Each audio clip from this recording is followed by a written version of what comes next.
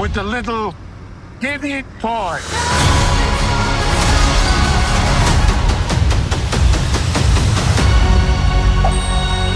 Hey everyone, JP Bonilla here, back with another Real Rap review, and today we're going to be reviewing Thunderbolts, so let's get into it. This is the newest installment of the MCU.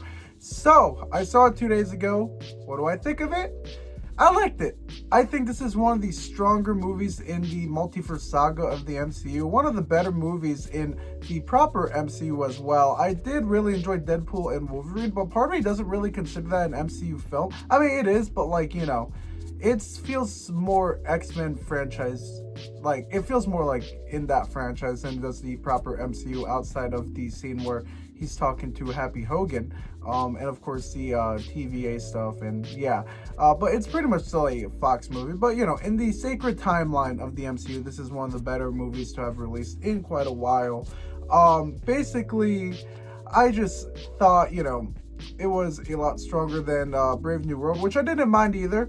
But, you know, it doesn't come without its problems, which I will get to later. But first, let's talk about the positives. Let's focus on the positives. Now, Thunderbolts. I love the marketing scheme of this film. You won't see it here because the trailer doesn't have it for some reason until the end. But there is an asterisk at the end of the Thunderbolts name. A lot of people have noticed that, and they said it was really important for, you know, what's to come. And this will include spoilers, by the way. So, spoiler alert, which is not really spoiler at this point because it's everywhere. Thunderbolts isn't actually the true title of this film. The true title, as revealed at the end of the movie, is The New Avengers, and that's what the asterisk was for.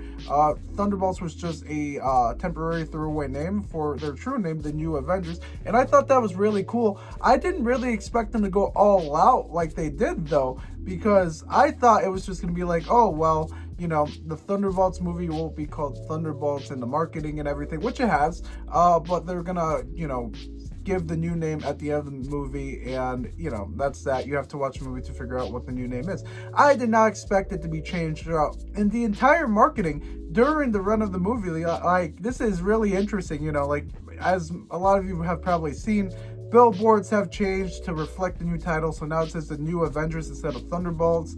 Even movie theater ticket sites also have that too, so when you go buy a ticket, you'll see that the poster says The New Avengers instead of Thunderbolts. Some of them still have Thunderbolts in the title with the asterisk, so yeah, it's really, really interesting. I do really like the marketing campaign. That has a little bit to do with the actual movie itself, of course.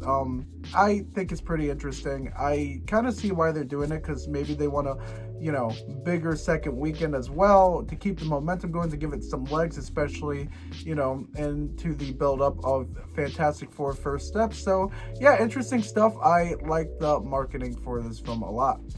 Now, the actual movie. Let's get into the actual movie part. So, some of the positives. I really like the cast in this film. I feel like they have a lot of good chemistry together. I think they all kill it, especially, you know, Florence Pugh, like always. Sebastian Stan does a great job. Louis Pullman, I saw him in The Strangers, Pray at Night, and I thought he was pretty good there, but he impressed me a lot here. I really enjoyed him as Sentry. David Harbour, always funny. I just think everyone did a good job here. And another thing I really liked is the main topic of this film. It covers mental health a lot. To basically go over the gist of it, all 7 of these heroes here, and I say 7, I will get into one a bit later because it is in the negatives.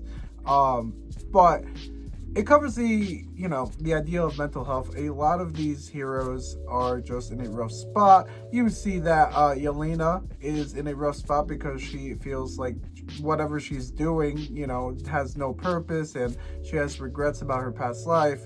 Red Guardian, Alexei, he is no longer, you know, the Red Guardian. He is a limo driver now, and he is like kind of down in the dumps because he like can't get over the glory he had as Red Guardian, being the hero of Russia, Russia's version of Captain America.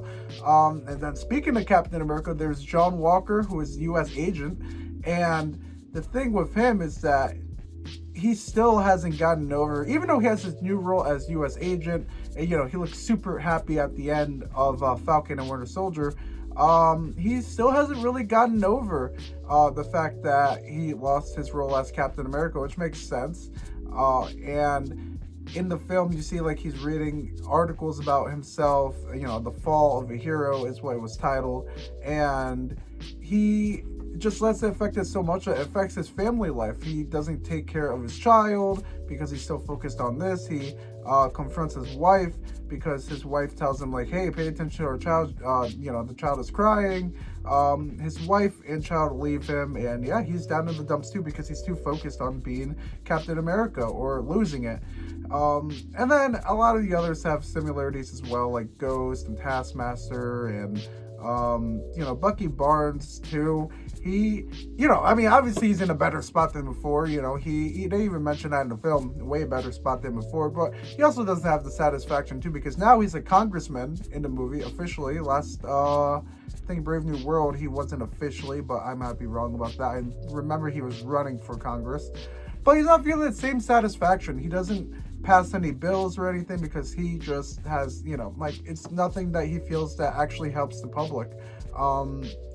And then there's Sentry, who is formerly a meth head that turns to this experimental drug, or experiment in general, that Valentina has offered to make someone the next hero, you know, Project Sentry. It's not what he really expected, but, you know, he becomes pretty much a god. And it covers that a lot. He had a very awful childhood. You know, all that led him to drugs. And he feels worthless, and that's why he joined the program, to either get more drugs or to feel, you know, worth something. So it's all interesting. There's a lot of interesting concepts in this film. And I really like how they tackled it. I think they did a great job with it. I think the first two acts also do a really good job setting up the team, them teaming up together. And I enjoyed some other parts too, like when they fought Sentry and he, you know, he kicks their ass and they are just in the street arguing, all that stuff. And, you know, it's funny how normal it is in the MCU at this point. But yeah, I also like the way it was shot. I thought it was shot really well. The action's pretty fun. Like I said, I really like the cast, especially, you know, Valentina. She's great in this film. What's her name? You know, Elaine from Seinfeld. I don't know why her name's not popping in my head for some reason. I feel so bad about that. But yeah, she does a great job too. She, you know, is this very corrupt government official that just, you know, it's like kind of like Amanda Waller a little bit, but I don't even know if she's as bad as Amanda Waller. Like a little bit of a toned down Waller. But yeah. Now let's get to the negatives. You know, like I said, I mentioned the music. I love the way it was shot, the way it was marketed. You know, I like those aspects, but what didn't I like? Well, I didn't like a couple aspects of the story. I thought the third act was pretty rushed. I still really like the way they tackled Bob and his mental health. Basically, the villain of the movie is the Void, who is Bob's alter ego. That's his dark side, essentially. And the Void takes over New York and basically puts everyone in these rooms that are like kind of reflect their worst parts of their past. So like he kind of takes out everyone after he gets killed by Valentina's assistant Mel, who saves her from getting killed by Sentry or something like that.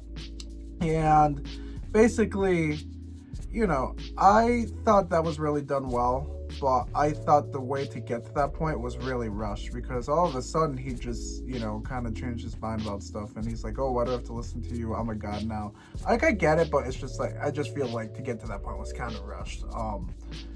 But then also, there's a couple characters I have an issue with. I really liked 4 of the 7 Thunderbolts, but there were 2 I didn't like.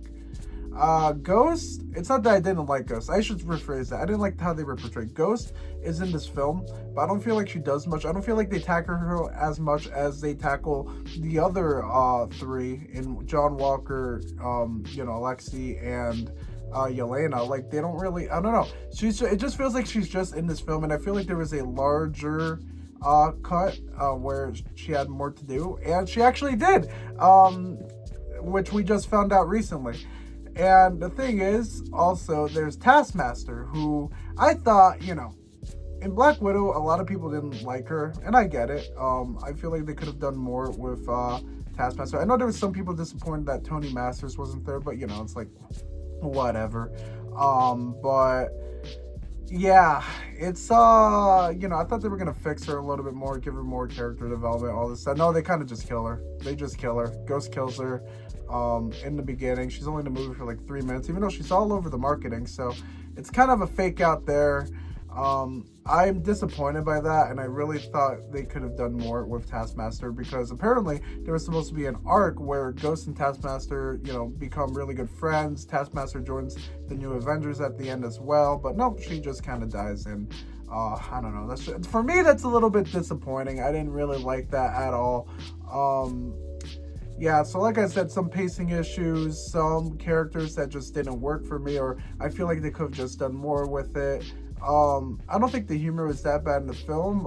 It does kind of undercut it sometimes, but that's a total MCU problem, but I don't think it's too bad in here. And overall, I just think that this film is pretty good. I really liked it for what it was, and it surprised me. I'm going to be honest, this wasn't a film I wasn't really too excited for and everything. I was just like kind of meh, I'll watch it, but I'm not like the most excited for it. And it surprised me. It turned out to be one of my favorites this year so far, which I need to watch a little bit more movies too. But I think this is still one of my, favorite movies of this year so far. And I still have to watch Sinners too, by the way. I will get a review about that soon. But yeah, overall, I think I would give this I want to give it an 8 out of 10, because I think there's a lot of strong characters here, a lot of strong story elements. I think it's a little bit disappointing in the third act. I probably would have given it a 9 if the third act was a lot better, but I still think they did a lot of things really strong here. Sentry was great as a character as well. It sets up Avengers Doomsday very, very well too, and it teases the Fantastic Four. At the end, they see a ship and get an alert, and the ship belongs to the Fantastic Four. So that implies something happened that isn't too good in first steps, and I'm very interested to see, will it be that they failed to save the planet, or they got sent to another dimension because it was the only way to save it. I don't know, but I'm excited for it. It does a good job building to that in Avengers Doomsday, better than most of the films in the MCU so far. I think a lot of them have done a terrible job at building to Avengers Doomsday, but also Doomsday's pretty, I don't know. I'm excited for it still. I'm very excited for it because Doctor Doom, I love Doctor Doom. He's one of my favorite villains of all time. Maybe my well, I don't know if I have him top 3, but I don't know if he's my favorite. Green Goblin is up there. But yeah, overall, 8 out of 10. And what do you guys think? Let me know down below. And I'll see you guys next time for the next Real Rap Review.